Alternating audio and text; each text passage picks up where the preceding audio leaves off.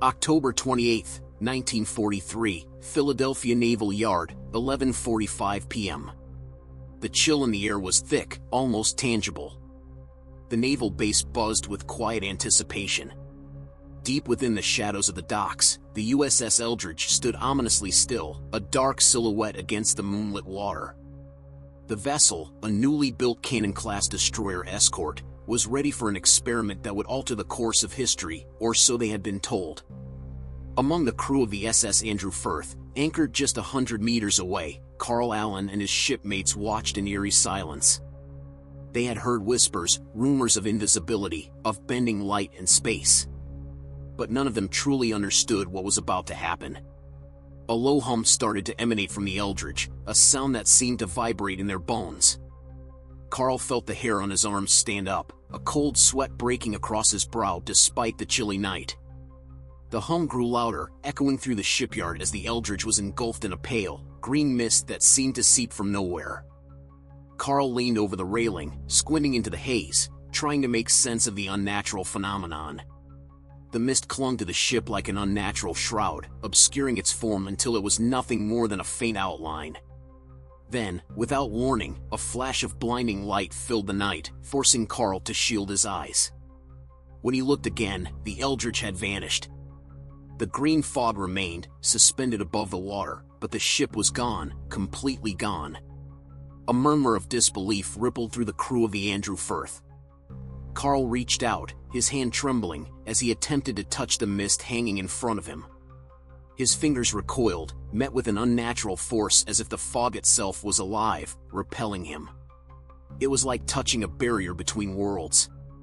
Just as the unease among the crew reached its peak, there was another flash, this one more intense, like the rip of fabric tearing reality apart. The green mist dissipated, and there it was, the USS Eldridge, back in its place. But something was different. The once vibrant vessel now loomed with an unnatural stillness, its decks eerily silent. The ship's exterior, once gleaming, was now covered in an unsettling sheen, almost as if it had returned from somewhere it was never meant to go. Carl's heart raced as he spotted a group of men, technicians, scientists, and military personnel rushing towards the ship in small launches. The air was thick with tension, a sense of dread that hung heavy as he watched them approach. He knew, deep down, that something had gone horribly wrong. This was no ordinary experiment, this was a doorway into terror. The Eldridge had returned, but it was clear to all who watched that it was not the same. As Carl Allen and his crewmates observed, the technicians boarded the vessel cautiously, their silhouettes barely visible against the dim glow of the green mist that still clung to the ship's surface. Carl felt a chill run down his spine as he noticed how the technicians hesitated before stepping onto the deck. The ship, once bustling with activity, now felt like an abandoned ghost. The air was unnaturally silent, no sounds of machinery, no distant echoes of voices, just an oppressive quiet. Moments later, a scream pierced the stillness. Carl leaned forward, straining to see through the haze. Another scream followed, and then another, each one more terrified than the last. It was then that he saw them, shadows moving erratically, figures struggling to carry limp bodies out of the ship's hold.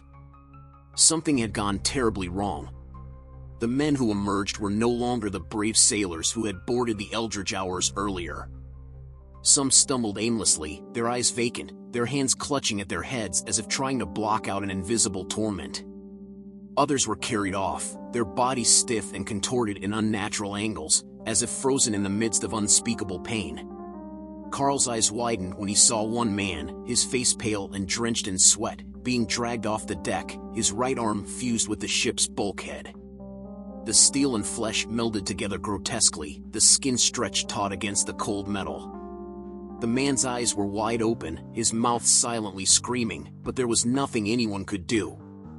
As Carl watched in horror, another crew member was discovered, half of his body sunken into the floor, his lower half fused with the deck plating. He was motionless, his eyes locked in a permanent expression of terror. The technicians hurried, pulling bodies out, but the deeper they ventured, the worse the scenes became. Some crew members were frozen in place, as if caught in the middle of fleeing, only to be turned into living statues. Others were crumpled on the ground, their faces twisted in agony, their skin unnaturally pale and cold. Carl could hardly breathe. The air around him felt thick, as if he was standing at the edge of an abyss that was pulling everything down into darkness. What had they unleashed? As the technicians descended deeper into the ship, the temperature seemed to plummet. The air was thick and damp, filled with the metallic tang of something unnatural. The green mist hung in the corridors like a ghostly veil, clinging to the walls and making it difficult to see more than a few feet ahead. Carl watched from the deck of the Andrew Firth as one of the technicians, illuminated by the beam of his flashlight, paused at the entrance of the Eldridge's lower hold. He seemed hesitant, as if sensing the presence of something unseen. The others gathered behind him, their flashlights cutting through the mist like searching eyes. Then, with a nod, the lead technician signaled for the group to move forward. The deeper they ventured, the more oppressive the atmosphere became. Each step was accompanied by the echoing creak of metal, as if the ship itself was groaning in pain. Shadows danced along the walls, contorting into nightmarish shapes that seemed to flicker just out of the corner of their eyes. When they reached the first set of cabins, they discovered the full extent of the horror. Crew members were slumped against the walls, their eyes staring blankly ahead, skin pale and clammy. Some were clutching their heads, whispering incoherent phrases that filled the air with a sense of madness. The technicians tried to rouse them, but they remained unresponsive, trapped in their own nightmares. One sailor was found standing rigid, his body frozen in place. It was as if he had turned to stone in the middle of a desperate escape. The lead technician, his hands trembling, reached out to touch the man's shoulder. The instant his fingers made contact, the sailor's eyes shot open, wide and terrified, but he did not move.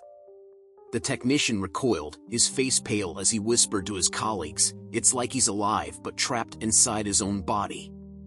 Carl shivered as he watched their flashlights flicker through the portholes. Whatever they had done to the ship, it had left its crew in a state of living death, suspended between life and some unholy realm. He felt the grip of fear tighten around him, a sense that they had gone too far and tampered with forces beyond their understanding. The further the technicians descended into the ship, the worse the situation became. The corridors twisted into unnatural angles, and the metal surfaces seemed to shift under their touch, as if the ship was alive and shifting shape. In the lower decks, they encountered even more unsettling sights. Crew members were found fused into the bulkheads, their flesh melded with the metal in ways that defied explanation. Limbs protruded from the walls, fingers stretching out as if clawing for freedom, but their eyes were empty. One of the technicians stumbled upon a sailor whose lower half had disappeared into the floor. His torso and arms were still visible, his face frozen in an expression of sheer agony. The technician tried to pull him free, but it was as if the ship itself had swallowed him, leaving only the upper half of his body behind. The mist thickened as they approached the engine room, the heart of the ship where the experiment had been conducted. The air was electric, tingling with energy that made their skin prickle. The lights from their flashlights flickered, casting eerie shadows that seemed to twist and move on their own. The technicians hesitated at the doorway, peering into the darkness beyond. They could hear a faint humming, like the distant echo of machinery from another world. The lead technician took a deep breath and stepped through the threshold, disappearing into the dark abyss. One by one, the others followed, their lights swallowed by the shadows. Carl watched from above, his heart pounding as he realized that something far worse awaited them in the depths of the ship. As the technicians entered the engine room, the atmosphere changed immediately. The air felt heavy, almost suffocating, and the humming noise grew louder, resonating deep within their chests. Their flashlight beams flickered, struggling to penetrate the darkness that seemed to swallow all light. The room was larger than they had expected, and its walls were lined with machinery and cables that pulsed with an unnatural energy. At the center stood a massive metal device, surrounded by a network of wires and strange instruments, some of which glowed faintly with an eerie, green light. It looked like a monstrous heart beating in the depths of the ship. The lead technician signaled for the group to spread out, their eyes darting nervously around as they approached the apparatus. The shadows cast by their flashlights seemed to twist and stretch, creating the illusion that the machinery itself was moving, alive and watching them. As they circled the device, one technician reached out to touch one of the cables. The moment his fingers brushed the metal, he jerked back, a look of horror on his face. "It's warm," he whispered, his voice barely audible. "Like it's alive." Another technician, standing near the far corner of the room, called out. His light had fallen upon the body of a sailor slumped against the wall. His eyes were wide open, and his mouth hung in a silent scream, as if he had died in the throes of unimaginable pain. The lead technician knelt beside him, checking for any sign of life. But the sailor's skin was cold, and his limbs were rigid. As they continued their inspection, they found more bodies, each one frozen in a different state of horror. One had his hand pressed against the wall, his fingers fused with the metal surface as if he had tried to claw his way out. Another was lying on the floor, half of his body melted into the ship's machinery. The green light from the apparatus reflected off his eyes, giving them an unearthly glow. The lead technician felt a shiver run down his spine. He motioned for the others to move closer to the device. "We need to figure out what this is," he said, his voice tense. "Whatever happened here, it started with this." As they approached the device, the air around them grew colder, and the humming became a low, almost growling sound. One of the technicians, standing closest to the machine, suddenly screamed and stumbled backward. His hand, which had brushed against one of the cables, was now smoking, and the skin appeared to have been burned. "Get back," the lead technician shouted, but it was too late. The device pulsed, and a wave of energy shot out, knocking the technicians off their feet. The green light intensified, and the humming rose to a deafening pitch. Shadows swirled around the room as if alive, and the walls seemed to close in, twisting and warping. Carl, still watching from the deck of the Andrew Firth, felt a wave of nausea wash over him. He could see the lights flickering in the portholes below, and then, silence. The green glow faded, and the ship went dark. The silence after the blinding green flash was suffocating. The ship, now completely dark, stood like a specter in the water, its presence cold and foreboding. Carl Allen, from his position on the deck of the Andrew Firth, could no longer see any movement inside the Eldridge. It was as if the entire vessel had been swallowed by the void. Minutes felt like hours as he waited, staring at the ship with bated breath. Then, a flicker of light, a lone flashlight beam, appeared at one of the portholes, moving erratically. More beams followed, illuminating the inside of the ship with quick, chaotic flashes. It was clear something was very wrong. The technicians emerged, but they weren't the same. Their movements were frantic, stumbling over each other as they rushed toward the deck. The green mist was now dissipating, revealing their pale faces, twisted in fear and panic. Carl's heart pounded as he watched one technician collapse onto the deck, convulsing violently. Another staggered, clutching at his head, his screams echoing across the water. Carl's instinct was to call out, to try and help, but he felt frozen in place, paralyzed by the horror unfolding before him. Some of the technicians had managed to get into the lifeboats, but as they pushed off, one of them began clawing at his own skin, as if trying to tear something out. His screams became animalistic, raw and guttural, as his body contorted in unnatural ways. It was as if the experiment had unleashed something within them, something that refused to let go. The lead technician, the one Carl had watched enter the engine room first, was among those carried off. He was barely conscious, mumbling incoherently, his eyes staring vacantly at the sky. As they passed by, Carl heard snatches of his words. "It's inside, it's alive, we shouldn't have." Carl felt his hands tremble as he gripped the railing tighter. It was then he realized that whatever the technicians had encountered inside the Eldridge wasn't just a mechanical failure. Something had awoken, and it had marked those who had come into contact with it. In the days that followed, rumors spread among the naval personnel at the base. Some claimed that the experiment had been an attempt to make the ship invisible to radar, others whispered about teleportation and bending space-time. But those who had seen the aftermath knew the truth was far darker. Reports emerged that the surviving technicians were being held in isolation, their conditions worsening. Some were said to suffer from episodes of violent rage, while others remained in catatonic states, unable to speak or move. A few had vanished without a trace, their whereabouts unknown. It was as if the ship had left a curse upon all those who had witnessed its transformation. One account told of a technician who had walked straight through a solid wall, his body fading like smoke before disappearing entirely. Another described a man who had gone into a deep freeze, his body rigid as a statue, only to burst into flames moments later. The flames, they said, burned with the same eerie green hue that had enveloped the Eldridge, and no amount of water could extinguish them. Carl knew that the truth was being buried. He watched as officials sealed off the Eldridge, forbidding anyone from approaching. The ship became a ghost, a haunting reminder of the experiment gone wrong. And yet, even from a distance, Carl could feel its pull. It was as if the ship was calling out, reaching for those who had survived its curse. Carl Allen knew he couldn't stay silent. The events he had witnessed weighed heavily on his conscience, and the nightmares that followed each restless night were unbearable. But every attempt he made to speak out about the horrors aboard the USS Eldridge was met with resistance. It became clear that the naval officials were intent on silencing anyone who knew the truth. One by one, those who had been present during the experiment were sent away, transferred to undisclosed locations, or discharged entirely. Carl, who had only been an observer, remained untouched for now. But he sensed that his time was limited.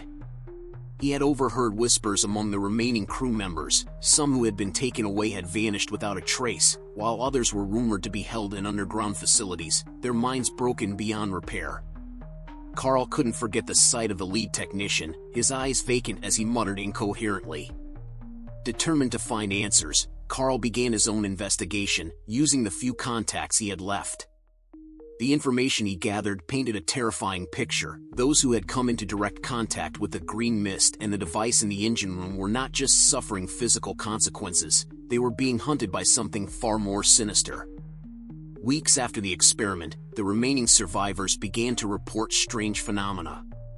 They described feeling a presence, an unseen force that seemed to follow them wherever they went.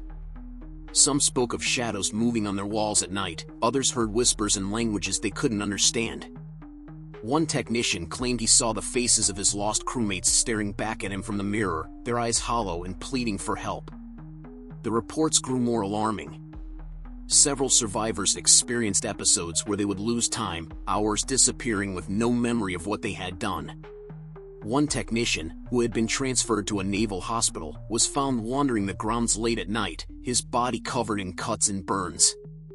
When questioned, he muttered that he had seen the other side and that the Eldridge was alive.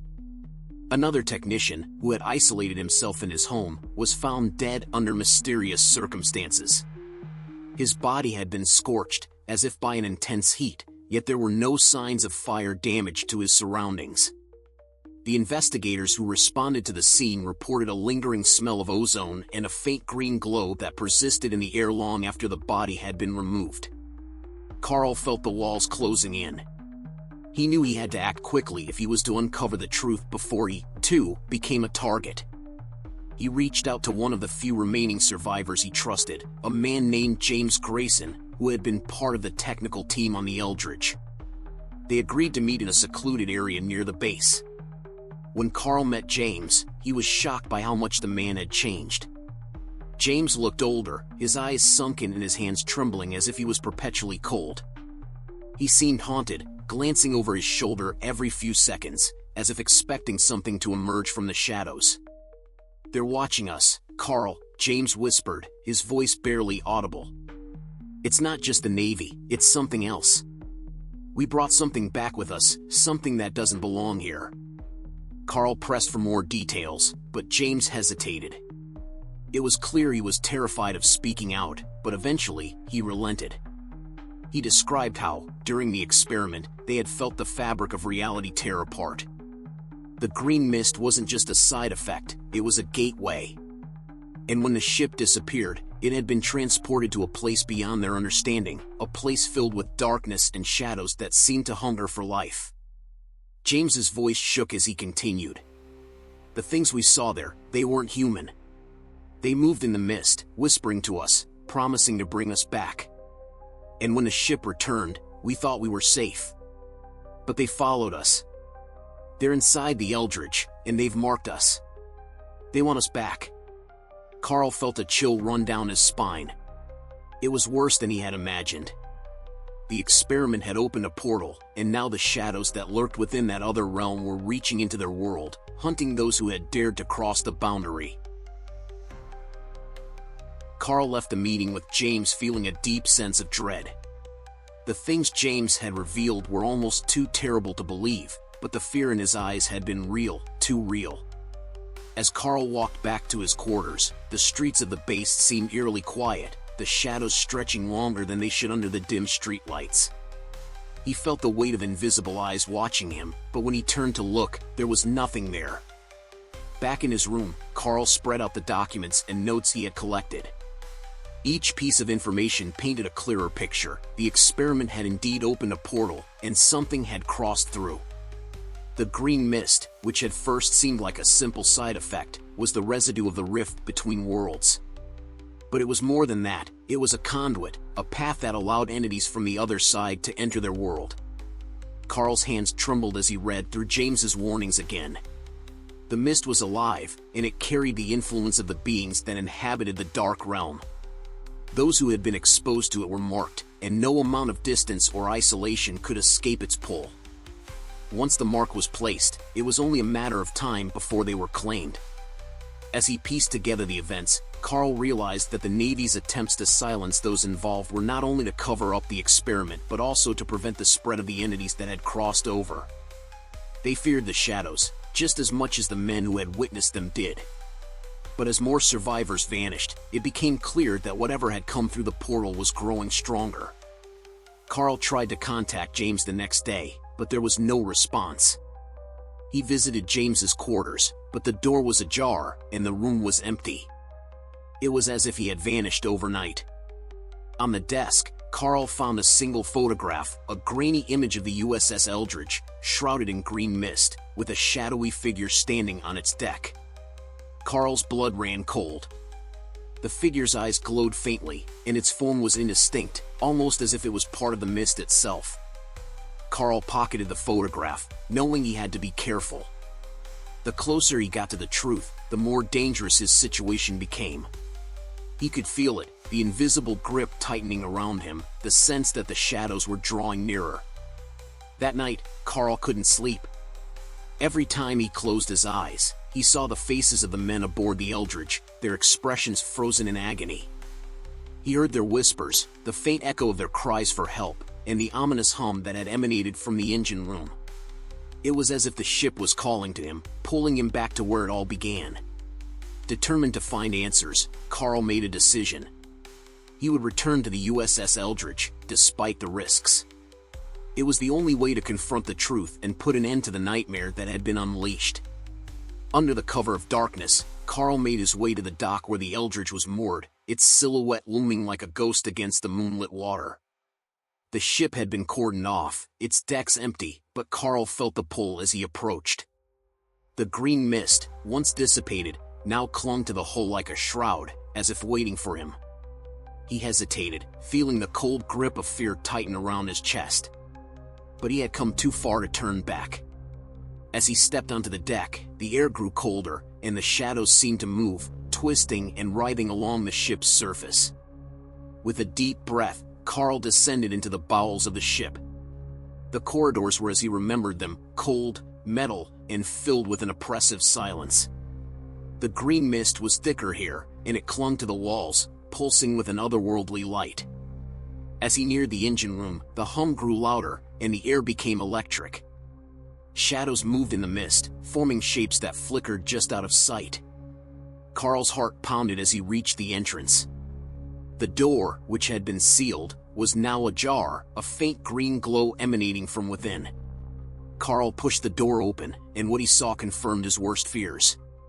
The room was alive with energy, the device at its center pulsing with light. But more than that, he saw them, the figures moving within the mist, their eyes glowing with the same eerie light. They reached out, their forms shifting between human and shadow, as if caught between worlds. Carl felt the pull, a force dragging him toward the device. He fought against it, but the shadows grew stronger, their whispers filling his mind. He could feel his body growing cold, his movements slowing as the green light enveloped him. Carl, the voice was familiar, and he realized it was James. But when he turned, it was not James he saw, it was the shadow that had taken his form, eyes glowing with a hunger that seemed endless. "Join us." Carl's vision blurred as the shadows closed in. He felt himself being pulled into the mist, his body fusing with the cold metal of the ship. The last thing he saw was the green light, blinding and all-consuming, as the darkness swallowed him whole. Carl felt the shadows tightening their grip as he stood in the engine room of the USS Eldridge. The green light pulsed from the central device, casting a sickly glow across the walls and machinery. The shadows moved within the mist, whispering his name, their voices merging with those of his lost crewmates. He could hear them calling out, pleading for help, and yet, beneath their cries, he sensed something darker, a malevolent force that had crossed over with them. The shadows shifted, forming indistinct figures that moved in and out of the mist. Carl's flashlight beam flickered, struggling to illuminate the shapes as they glided closer. He felt the pull growing stronger, as if the ship itself was alive, reaching for him, wanting to drag him into its depths. His body grew cold, his movements sluggish, as the green mist wrapped around his legs, pulling him toward the device at the center of the room. He fought against the pull, but the force was relentless. His hands clawed at the metal walls, his breath coming in ragged gasps as he tried to resist. The green light intensified, and the shadows grew more distinct, their eyes glowing with the same eerie green hue. They reached out, their forms shifting between human and spectral, their hands grasping at him, their voices growing louder. Carl stumbled, his back hitting the cold metal of the bulkhead. The shadows surrounded him, whispering in his ear, their words like a dark chant. "You crossed the boundary, Carl. There is no escape. You belong to us." He felt his skin grow colder, his fingers numbing as they fused with the metal wall behind him. He screamed, but the sound was swallowed by the mist, his voice becoming a mere echo as the shadows closed in. The green light pulsed again, blinding and all-consuming, and he felt the sensation of being pulled apart, his body and soul torn between worlds. As Carl's vision blurred, he saw the truth. The experiment had not merely cloaked the ship, it had opened a gateway to another dimension, a place filled with entities that fed on life. The green mist was their conduit, a bridge that allowed them to reach into their world and claim those who had dared to cross. The Eldridge had become their vessel, a ship haunted by the souls trapped between realms. Carl's eyes locked onto the device at the center of the room. It was not just a machine, it was a portal, a pulsating heart that connected their world to the dark realm beyond. The green mist poured from its core, alive and hungry, pulling him deeper into its grasp. With one last effort, Carl reached for the flashlight on the floor, his fingers barely brushing its surface as the mist coiled around his arm. The light flickered, illuminating the faces of the lost sailors trapped within the walls, eyes wide, mouths open in silent screams, their bodies fused with the metal as they reached out for salvation. Carl's strength waned, the shadows pulling him into the wall. The cold metal fused with his skin, the pain searing through his body as his vision faded. The last thing he saw was the green light, bright and blinding, as the device pulsed one final time. In the days that followed, the USS Eldridge was sealed off, and no further attempts were made to investigate the ship. The few remaining survivors of the experiment were quietly discharged, their records erased, and any mention of the events covered up by the military. The ship remained docked, a haunted relic shrouded in secrecy. But the shadows did not disappear. Rumors persisted of ghostly figures seen aboard the Eldridge, whispers of sailors long lost still calling out from within its walls. Some claimed to see the green mist rising from the water on moonlit nights, the ship pulsing with a dark energy that reached for anyone who came too close. And as for Carl Allen, his fate remained a mystery. His quarters were found empty, his belongings undisturbed. The photograph he had taken of the shadow on the deck was the only clue left behind, its edges singed and stained with a faint green residue. The legend of the USS Eldridge grew, becoming a story whispered among sailors and naval personnel, a tale of a ship that crossed the boundaries of reality and brought back shadows that would never let go. To this day, the USS Eldridge remains an enigma, a ship shrouded in darkness. Those brave enough to visit its remains claim they can still hear the whispers of the lost sailors, their voices echoing through the halls, calling for anyone who dares to listen. The green mist, they say, is still there, waiting for the next soul to claim. Thanks for joining us on this chilling journey into the unknown. If you think the story of the Philadelphia experiment was terrifying, just wait. There are more dark secrets and unsolved mysteries waiting to be uncovered. Hit that subscribe button and ring the bell so you don't miss our next descent into the shadows. And if you have your own ghost stories or know of another terrifying tale we should explore, drop it in the comments below. Remember, the truth is out there, but sometimes it's best left buried.